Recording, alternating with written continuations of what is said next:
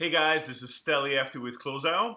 I'm in awesome Boston right now for a couple of conferences that we're attending, and I wanted to share a story with you that happened just last night in a restaurant.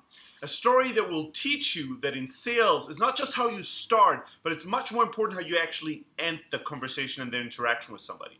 You need to start strong and finish even stronger. So here's what happens. We go to one of the most famous lobster restaurants in Boston. It took us 40 minutes to get seated. We're starving, we're so hungry, so excited to eat really awesome Maine lobster. And the waitress comes over, and you can tell from the first moment she's a pro, right? She looks at us, she owns a table, she starts speaking, she kind of she works as you can just tell that this is a professional. She knows how to do her job really well. So one of the first things that she sells us on and pitches us, her first pitch, is what kind of water do you guys want? Right? And here's how she approaches it, right? Beautiful. She comes to the table and she says, guys, can I help you with some water? I have some sparkling, bubbly, exciting, ice cold San Pellegrino. Or a big cold bottle of, whatever the other still water was. Or you could have Boston Tap.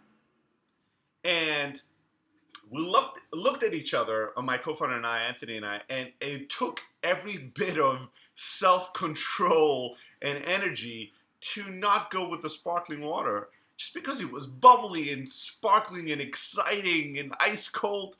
Like, she really sold it. And then she did an okay job for the middle class water, and then, the Boston Tap. And it took a lot of self-control to look her in the eye and say, we're going to take the Boston Tap. We're going to be fine with that. And when she walked away, we started laughing at each other, and we actually complimented her on the hustle and her pitch. She pitched the most expensive water, with jus pas and like a spark in her eye and excitement. And the other two, the middle expensive water, she just presented, and the free water, she brushed off as like, yeah, Boston Tap.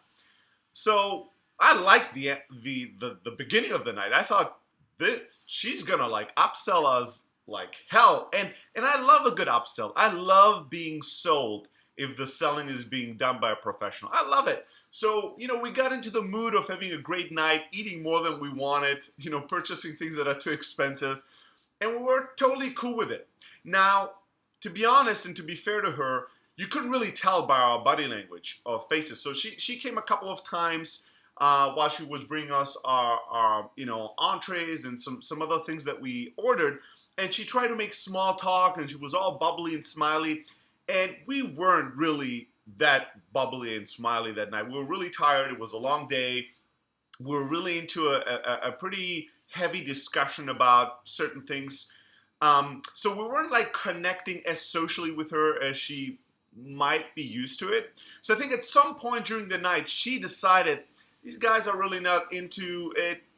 I don't have really good rapport with them. So her energy started to drop. She started off really strong. Remember? Bubbly, sparkling, exciting, ice cold water. Like, that was her first thing that she told us. And then she started, slowly but surely declining in energy.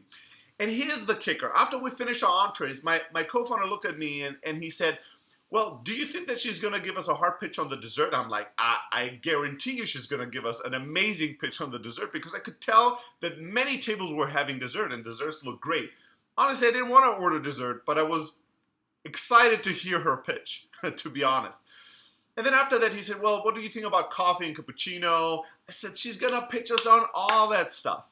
And then he said something interesting. He said, do you think she's going to wait till we ask for the check, or she's going to offer it? And we had a discussion about that and kind of the different cultures of Europe and the US when it comes to coming and offering or asking for the check. Regardless of all of that, she shows up after our entrees are cleared out, and we're now expecting the big dessert pitch, right?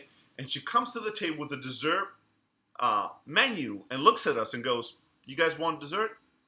And we go, no, thank you, we're really full. And she goes, all right, I'll bring you the check. And she leaves. And we're kind of disappointed. We're like, what? Was that it? Was that really the big pitch? I wanted to be sold on getting some dessert. I didn't want dessert. I didn't think I should eat dessert, but I wanted to be sold on it.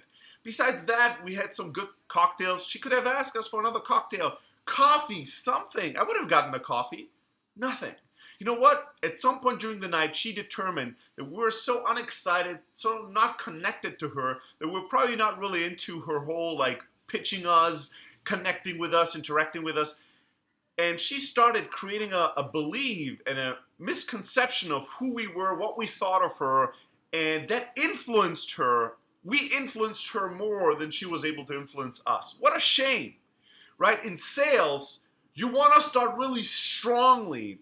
And even more importantly, it does not matter what happens next. It doesn't matter how low the energy is on the other end. You want to finish even stronger than you started.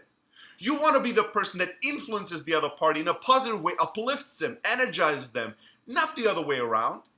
And even if you are not able to influence the other side and uplift them and energize them and spark them, you don't want anybody else dragging you down. You don't want to give any prospect the power to influence you and sell you on going down on energy, being low on energy, lacking confidence, and losing your hustle.